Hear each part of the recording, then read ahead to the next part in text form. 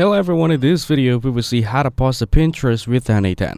First, go to the N8N website and make sure you log it into your account. Now click on Create Workflow from the top right corner. Then click on Add First Step to begin building your automation. In the search bar, type Pinterest, but you'll notice it doesn't appear as built-in integration. So instead, type HTTP and choose the HTTP request node. Now, select the request method you want to use, such as post if you're sending content to Pinterest. Then, enter the Pinterest API URL where you want to send the data.